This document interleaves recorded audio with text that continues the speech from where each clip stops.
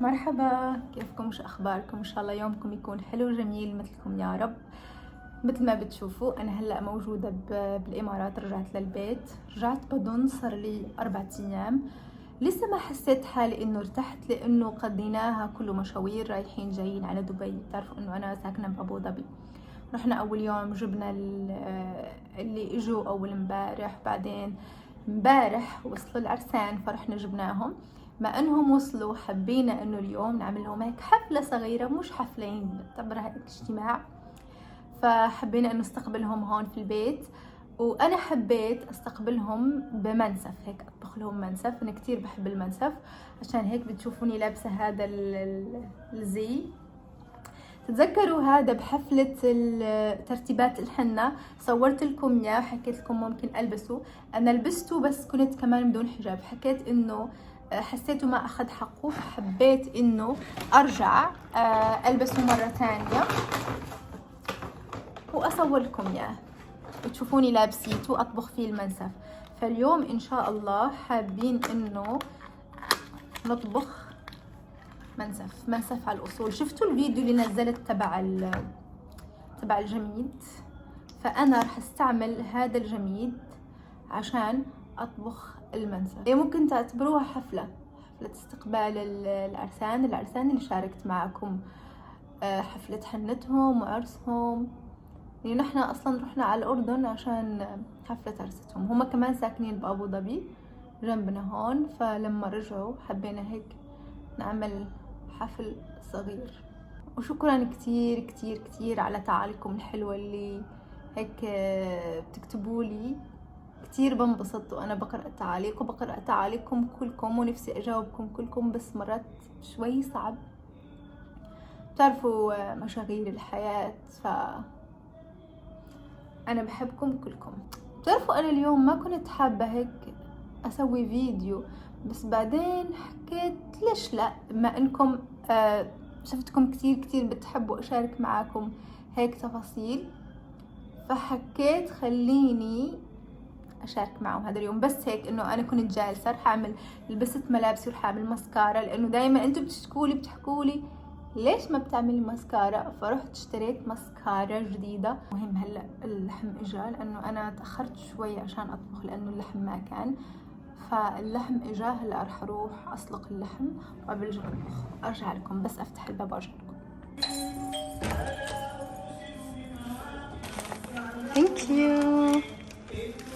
ثانك يو يا نوري. المقابل لازم اطبخ، بس انا بطبخ لك بدون ورد. طيب بس البس اكسسوار تبعي. في ناس كتير منكم بيحكوا لي انه انتي بس بالمطبخ ليش تلبسي ليش تعملي. بحب احكي لكم انه انا وين ما كنت، يعني حتى ولو بالمطبخ، عشان احس حالي انه هيك انا فريش. ويعني بحس لما بتلبسوا وهيك جهزوا حالكم بصير في عندكم طاقة، يعني بتنجزوا. بس لما بتضلوا بملابس البيت ما بتعملوا ولا شيء بتضلوا مكسلين. فانا عشان هيك كل ما هيك بصحى وخلص بعمل هاي الاشياء، حتى لو فايت على المطبخ، حتى ولو هيك ما راح اصور، حتى ولو بس جالسه حتى ولو بضل بغرفة النوم، بحب اني البس. عشان اصلا اذا لبست ما راح اضل بغرفة النوم، راح اطلع، يعني راح اعمل اشي. عشان هيك بحكي لكم حاولوا ما امكن انه هيك تلبسوا لبس جديد، يعني تلبسوا لبس طلعة، تعملوا ميك اب هيك كأنكم طالعين برا. كتير بغير النفسية. المهم هلا رح نروح نبلش نطبخ المنسف بما انه كل المكونات جهزت. هلا رح اورجيكم كيف المنسف، بس انا اوريدي ورجيتكم كيف بطبخ المنسف. هلا رح ارجع احكي لكم. بسلق اللحم مع بصلة كاملة مع ورق غار عشان يشيل زفرة اللحم. وهون جوا حطيت هيل وفلفل وقرنفل. صح، حطيتهم بهذا الكيس على اساس انه لما اصفي اللحم ما يضل معلق فيه. فبحطه جوا، برجع اضيف مي سخن عشان حتى يتغطى اللحم، وبسكر عليه حتى ينطبخ اللحم. بظن رح ياخد تقريبا 45 دقيقة. بعد شوي بدي ابلش اجهز اللبن. او الجميد. كمان لازمني انقع الرز لمدة نصف ساعة، لازم وضروري تنقع الرز عشان يزبط معاكم. عشان اعمل اللبن اخذت الجميد وكسرته ونقعته، وراح اضيف عليه لبن عيران او بيسموه شنينة، وبعدين اخلطه كويس واحطه فوق النار واخلطه واستناه حتى يغلى.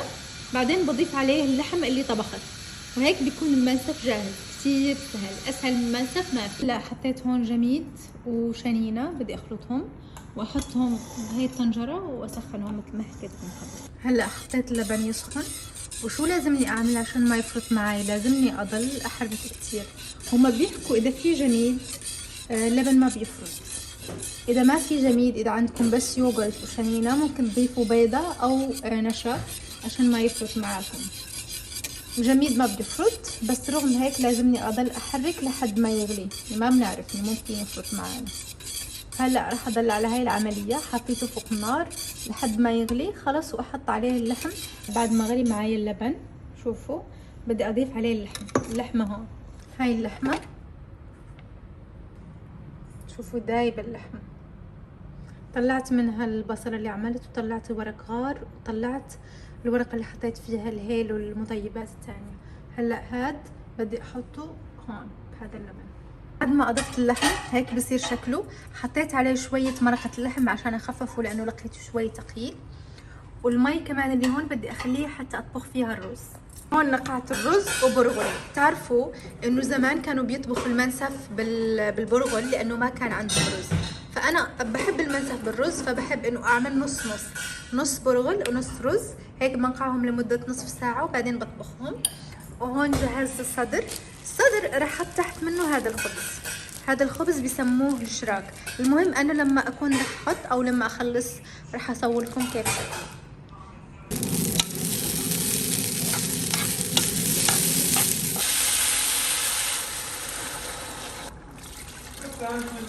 بعد ما عملت الرز هلا بدي اطبخ البرغل.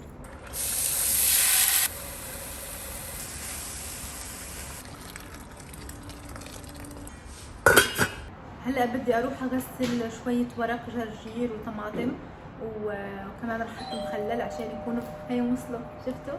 عشان يكونوا هيك ونحن بناكل منسف مع اوراق بدل السلطه. هيك جرجير وطماطم.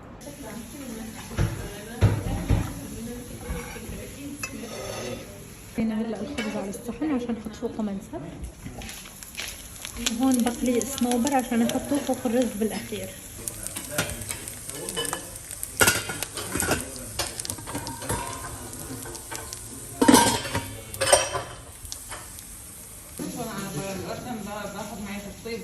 كان انا كمان هوا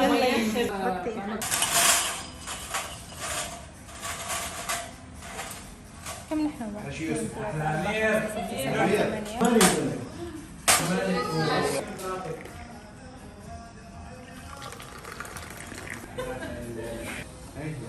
هاي انا 200 هاي بسكر. انا بدي. تعال اوبنت.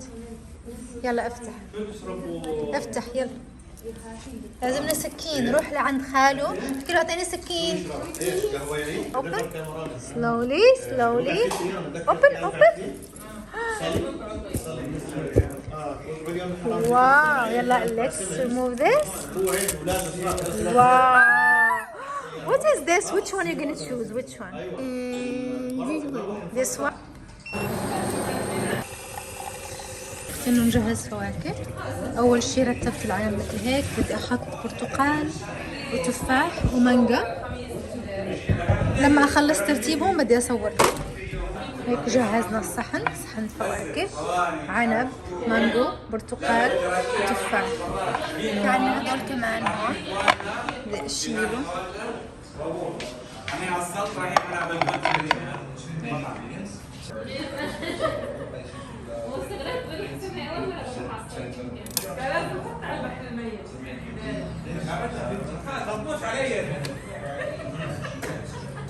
زاكي